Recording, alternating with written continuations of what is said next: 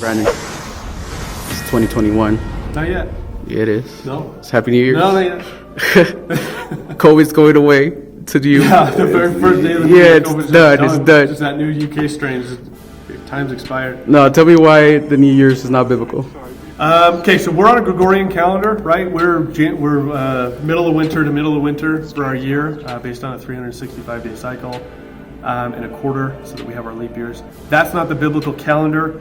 This is one of those things where it's not going to really affect your salvation if you don't understand or know it, but it will help you to understand eschatology and the things moving forward and how God has worked with his people. God's calendar has never changed. God said that the first month is in Abib. He said that when you spot the barley Abib in Israel, that is when you declare a new year.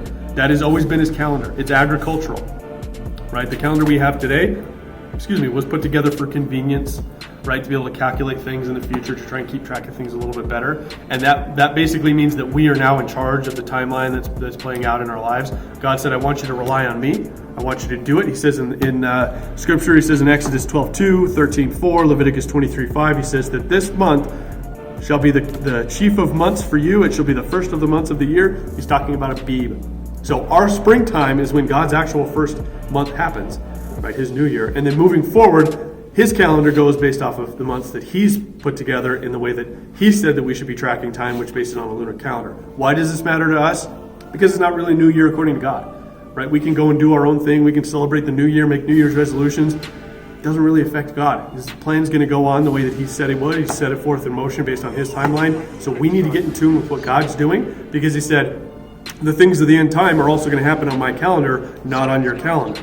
So that will help us to understand how he works with mankind, the promise that he's given to us in the time frame, how his Moedim work, like all of these different things open up, and we can see how he works with people, his timeline that he's given to us, because he said, my plan, my will in the future is based on the timeline that I put in motion. So when we're over here playing on a pagan timeline, we shouldn't be surprised when we're confused as to how God works in his, because he's not going to change his plan to fit our plan so that we can understand it. He's going to say, come and find my truth, and I'll open your eyes to the way that I do things and not the way that mankind says that you should be doing things.